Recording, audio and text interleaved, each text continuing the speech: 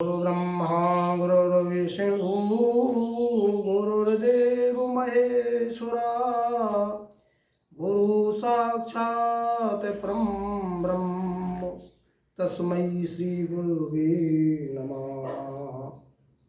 नमो भैरवं भीम भीषण कृपालं नमो चक्रतुण्डं वटुकनाथ दयालं नमो क्षेत्रपालं महाकालकालं नमो सुन्दरानन्दयानन्दकन्दं उमानन्दकाशी नमो कोतिबालं नमो चन्द्रशेखरदीपैचन्द्रबालं नमो भूतनाथं नमो प्रेतनाथं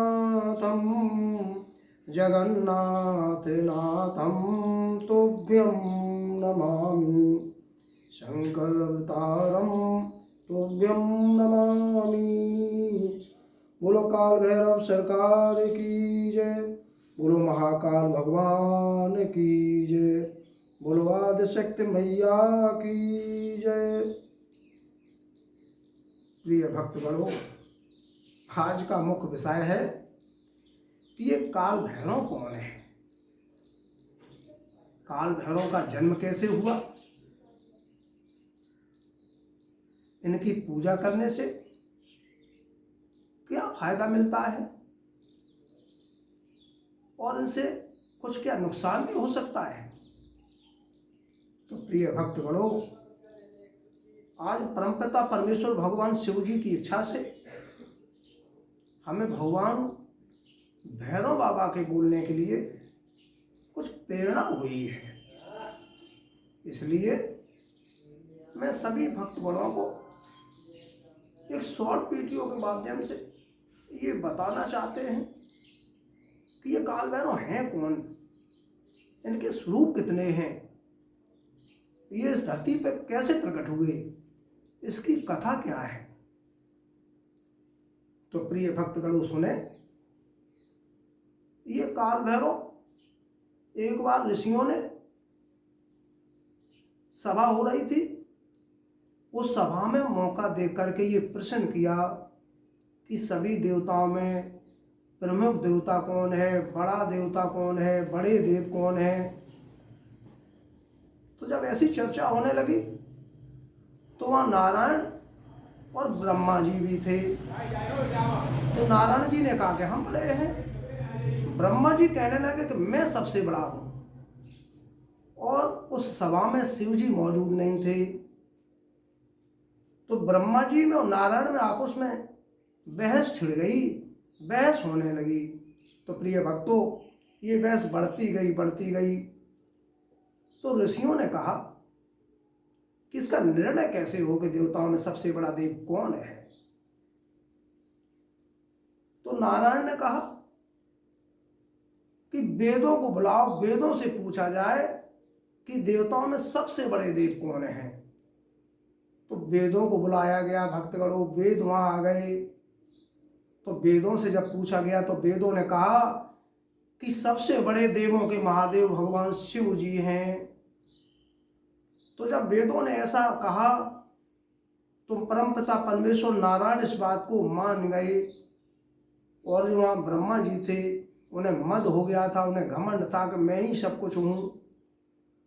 तो उनका जो एक शीश था, एक मुख था, ब्रह्मा जी पंचानन थे, तो उनका जो एक मुख था वो भगवान शिव जी को अपशब्द कहने लगा। वो कहने लगा कि भगवान शिव भिखारी है, वो नंगा है, भिखमंगा है, फटीचर है, गलियों में घूमता रहता है, भांग पीता है, पहाड़ों पर बैठा रहता है। तो प्रिय भक्तों, जब ऐसी चर्चा शिव निंदा होने लगी तो भगवान शिव जी ने सोचा कि यदि मैं इस रूप में जाकर के ब्रह्मा जी को दंडित करता हूँ तो ये मेरे मानस, मेरे आपस की क्रिया में ब्रह्मा का अपमान होगा।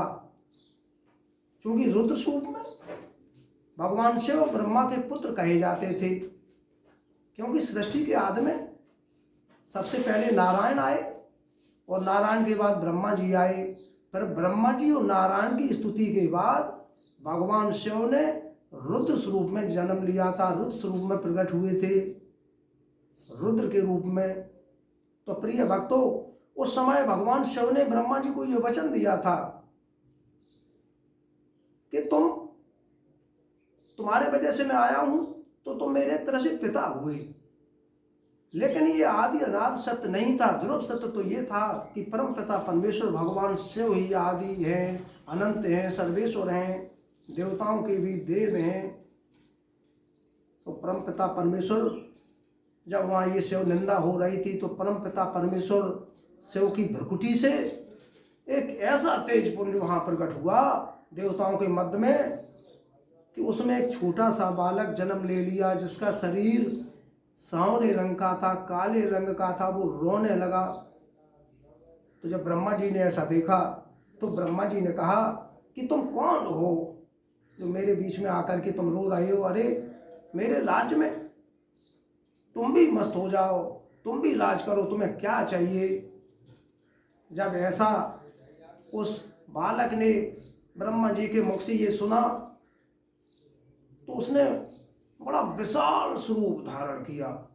नभो भैरवम भीम भीषण कृपालम, नभो चक्रतुंडम वटुकनाथ दयालम। उस छोटे से शिशु ने, जो काले रंग का था, जो सांवरे रंग का था, उसने इतना विशाल रूप धारण किया कि जमीन से लेकर के आसमान तक छू गए। और उनको इतना क्रोध आया कि उन्होंने लमक करके ब्रह्मा जी के वो जो मुख, जो शिव जी की निंदा कर रहा था, उसको पकड़ा और अपने नाखूनों से उस मूंड को काट लिया।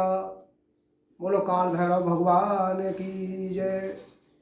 और उस मूंड को काटने के बाद, जैसे ही इन्होंने ब्रह्मा जी के मूंड को काटा है, तो वहाँ जय जयकार होने लगी। भगवान शिव भी प्रकट हो गए, काल भैरव की स्तुति होने लगी। शिव महेश आदि गुण गाए, काशी कोतवाल कहलाए। तो प्रिय भक्तों, शिव जी भी वहाँ आ गए। शिव जी ने कहा कि हे काल भैरव मेरे स्वरूप, तुमने ये ब्रह्म हत्या की है, इनके सिर को काटा है, तो तुम इस संसार में भिक्षाटन करते हुए, त्रिलोक में भ्रमण करते हुए काशी में चले जाओ। तो प्रिय भक्तों, ज़्यादा विलम्ब न लेते हुए, कहानी शॉर्टकट ही। तो काल भैरव उस मूंड को लेकर के काशी चले गए। तीनों लोकों में भ्रमण करने के बाद वो ब्रह्म हत्या उनके पीछे पीछे लगी रही। तो जैसे ये काल भैरव काशी में पहुँचे, तो ये मूंड वहाँ गिर गया और वहाँ कपाल कुंड बन गया, जो काशी में आज भी है। तो प्रिय भक्तों, मैं तुम्हें और कुछ बताना चाहता हूँ कि बिना काल भैरव के दर्शन के काशी में भगवान शिव का दर्शन पूर्ण नहीं माना जाता, क्योंकि भगवान काल भैरव के दर्शन से ही भगवान शिव का दर्शन पूर्ण होता है। इसी के साथ साथ हम सभी भक्तों को ये बताना चाहते हैं कि वैष्णव माता के पास में जो भैरवनाथ हैं, बहुत से भक्तगण इनको जानते हैं कि यही काल भैरव हैं। लेकिन प्रिय भक्तों, वो एक मनुष्य थे, वो गुरु गोरखनाथ के शिष्य थे, जो माँ के उदर से जन्म लिया था। वो एक बहुत बड़ा भक्त था भैरवनाथ, जिसने माँ की अखंड साधना की थी, तांत्रिक था। रावण की तरह वो माँ की परीक्षा लेने के लिए वो माँ से भिड़ गए थे। वो काल भैरव नहीं थे, वो भैरवनाथ थे। काल भैरव तो सब भ्रकुटी से भैरव जन्मे और भैरव रूप कियो से उदाहरण, भाव के भार उतारण कारण ये शिवजी ने काल भैरव स्वरूप को धारण किया है। प्रिय भक्तों, माता ने, आदिशक्ति ने जब 1 से 8 स्वरूप धारण किए हैं, तब देवी पुराण के अनुसार ये परमपिता परमेश्वर भगवान शिव ने 1 से 8 स्वरूप, भैरव 1 से 8 स्वरूप धारण किए हैं। हर स्वरूप के साथ एक भैरव रहता है। प्रिय भक्तों, हम तुमको ये बताना चाहते हैं कि ये काल भैरव ये इतने भोले देवता हैं कि ये क्षण मात्र में प्रसन्न हो जाते हैं और ये क्षण मात्र में रुष्ट भी हो जाते हैं।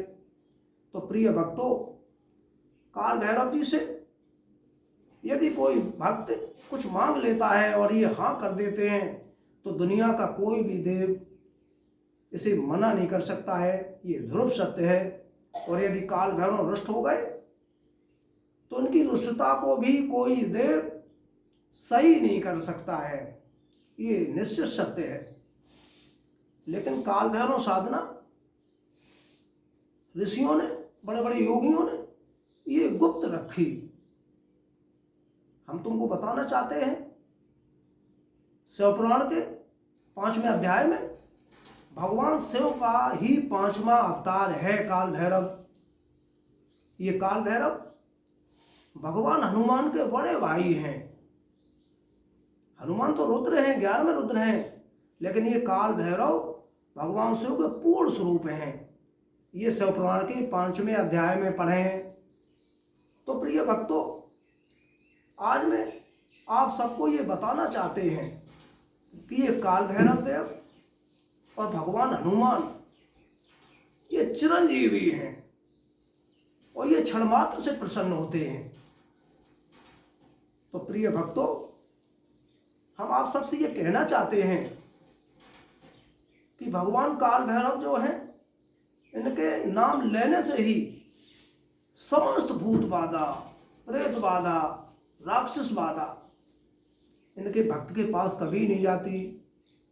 तो प्रिय भक्तों, हम सबको ये बताना चाहते हैं कि यदि कुछ मांगना है, ईश्वर की सेवा करना है, काल भैरव को प्रसन्न करना है, तो इनकी सेवा का दिन है वो रविवार का है, इतवार का है।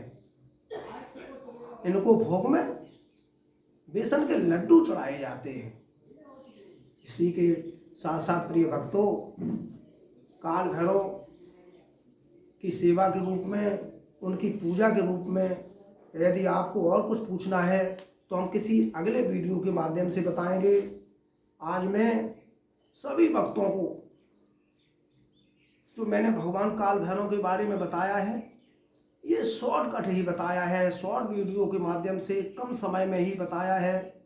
ये तो देवों के महादेव हैं, परम देव हैं, परम शक्तिशाली हैं। इसके साथ साथ हम सभी भक्तों को ये भी बताना चाहते हैं कि ये काल भैरव ये ब्रह्मांड की सबसे बड़ी शक्ति है। ऐसा हर पुराण में है। जब भी कोई कर्मकांड शुरू होता है, कोई पूजा शुरू होती है, कोई भागवत शुरू होती है, कोई भी कर्मकांड शुरू हो, तो उसमें सबसे पहले काल भैरव से ही आज्ञा ली जाती है कि हे भगवान काल भैरव, हमें ये कार्यक्रम करने की आज्ञा दें, ये पूजा करने की आज्ञा दें। जिस प्रकार से पूजन में गणेश जी सर्वप्रथम हैं, उसी प्रकार से पूजा में काल भैरव से भी आज्ञा लेना सर्वप्रथम जरूरी से जरूरी है। ये सभी आचार्यगण, ये सभी विद्वान काल भैरव से आज्ञा लेते हैं, क्योंकि ब्रह्मांड की सबसे बड़ी शक्ति ये काल भैरव ही हैं। इन्हें संपूर्ण ब्रह्मांड का नायक भी कहते हैं। हे भक्तगणों, जो वीडियो को देख रहे हैं उन सबको भगवान की शिव जी की कृपा प्राप्त हो, काल भैरव का आशीर्वाद हो। इसी के साथ साथ सभी भक्तों को मेरी तरफ से जय हिंद। बोलो काल भैरव सरकार की जय। बोलो शंकर भगवान की जय।